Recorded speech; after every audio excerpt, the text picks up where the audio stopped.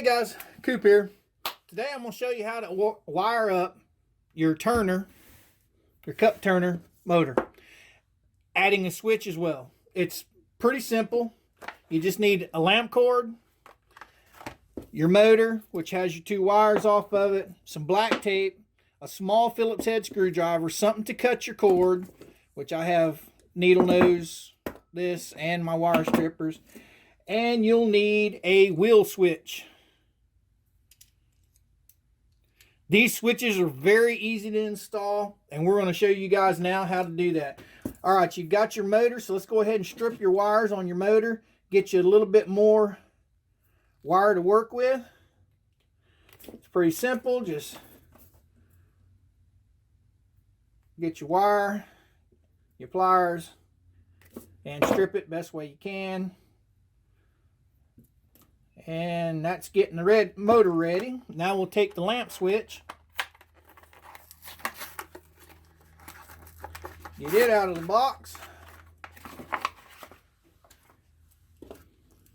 cut your cord off of it. Now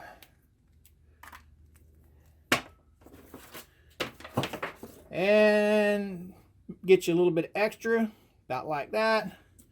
Pretty simple. All you do, take a blue wire and a brown wire, twist it together. I just fold it over. Now you can use wire nuts. You can use any kind of thing you want to cover up your wires.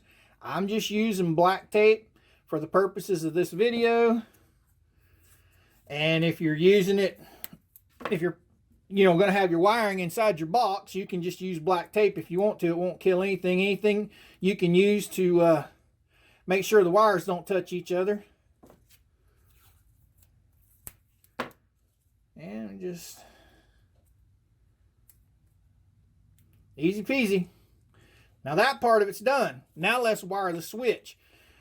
Just imagine you got about yay amount from here up inside your box. You'll come down, about 5 or 6 inches. I just take an ordinary box cutter, lay it down right in between the two, just do a little slice. Once you get a little slice in there, you just open the two. Take your wire cutters and cut right in the center of one. Just like that, no stripping involved. Now you take this end of your wheel and one piece, the piece that you didn't cut, and there it went. So let's go get another one. How did I know that was going to happen? It's called Jim's luck. All right, guys. See how you got the square piece here and it goes around the top? And you got a piece here that goes around the bottom. You'll just take your whole piece that you didn't cut, stick it down inside there, go around the top, out the back end. Should look just like that. Then you scoot this over, bring your wire, and see how the nut is keeping it, the nut box there is keeping it from going all the way. So you'll want to cut off a little bit more of your wire, about that much. Just stick it inside the box. The other side you'll want to do the same thing too. See, it's still a little bit too much, so we'll pull it up, take our wire cutters, cut it off, push it inside the box. Now there you go. It should look just like that. Next thing you do is you take the wheel, and the wheel has these little prongs, these little gold prongs on it. What those prongs will do is they'll go down inside the wire that you cut, so when you turn the wheel, it'll complete a circuit. So what you do is you just line it up and push down. Push down, take your screwdriver, screw it until it's tight. And now we'll plug it in, see how it works.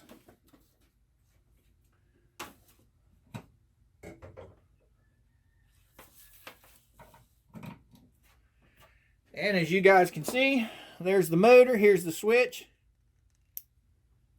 One click starts it. One click turns it off. Click it again, it goes back the opposite direction.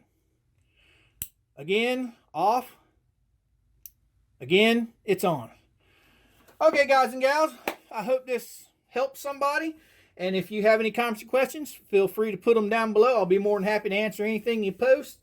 And as you guys all know, we have the social media sites up and going. All the links for Pinterest, Instagram, Twitter, Google+, Facebook, all of that stuff will be down below. You can come over and follow us on one of them, all of them, or none of them. It's entirely up to you. And with all that being said, my friends, old Coop's pretty much going to say, Coop out.